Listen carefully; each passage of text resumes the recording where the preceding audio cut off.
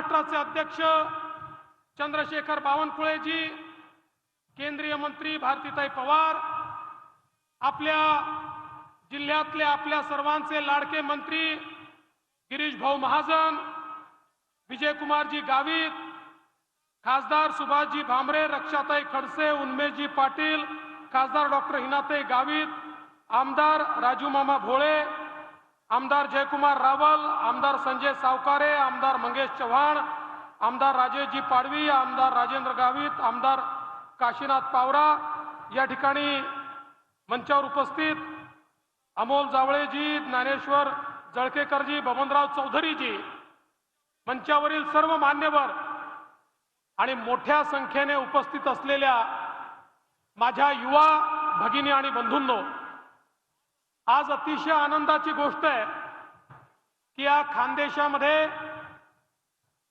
आपल्या खानदेशाच्या तरुणाईला साद घालण्याकरता, खानदेशच्या तरुणाईचं समर्थन घेण्याकरता आणि खानदेशच्या तरुणाईला दिशा दाखवण्याकरता देशाचे गृहमंत्री माननीय अमित भाई शहा आपल्यामध्ये आले आहेत।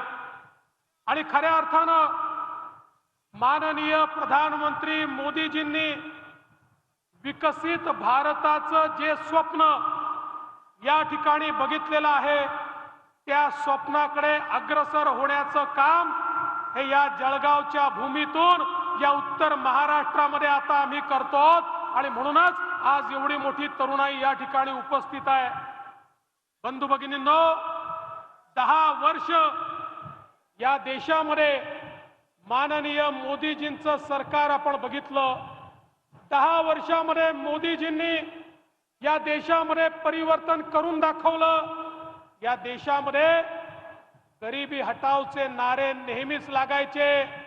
इंदिराजींनी दिला, राजूजींनी दिला, तोच नारा सोनियाजींनी दिला, तोच नरसिंहरावांनी दिला, तोच राहुल गांधींनी दिला। सगळ्यांनी नारे दिले पण गरिबी हटली नाही। या ठिकाणी मोदीजींनी गरीब कल्याणाचा अजेंडा आणला आणि 10 वर्षामध्ये 25 कोटी लोकांना गरिबी रेषेच्या वर आणण्याचं काम हे मोदीजींनी करून दाखवलं। पहिल्यांदा देशामध्ये गरिबाकरता योजना तयार झाल्या तर त्या गरिबापर्यंत पोहोचवण्याचं काम मोदीजींनी केलं। आज आपण पाहतोय विकसित भारताकडे आम्ही चाललोय आणि विकसित भारताकडे जात असताना मोदीजींनी भारताच्या अर्थव्यवस्थेला जगामध्ये 5वी सगळ्यात मोठी अर्थव्यवस्था केलं। 5वी अर्थव्यवस्था केलं हे तर महत्त्वाचं आहेच, पण सगळ्यात मोठं आश्चर्य काय आहे? आश्चर्य हे आहे की गरिबाचं कल्याण करून देखील अर्थव्यवस्थेचा विस्तार होऊ शकतो हे मोदीजींनी दाखवून दिलं।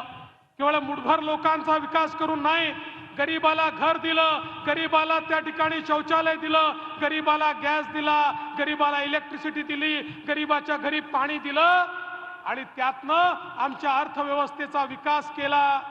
आज आपण पाहू शकतो ज्या प्रकारे काळ्या पैशावर मोदीजींनी प्रहार केला, ज्या धन्ना सेठांनी आपल्या तिजोरीमध्ये काळा पैसा जमा करून ठेवला होता, सगळा पैसा बाहेर काढून गरिबाच्या कल्याणाकरता लावण्याचं काम या देशामध्ये कोणी केलं असेल तर ते मोदीजींनी या ठिकाणी केलं। आणि अर्थव्यवस्था मोठी झाली म्हणजे काय होतं?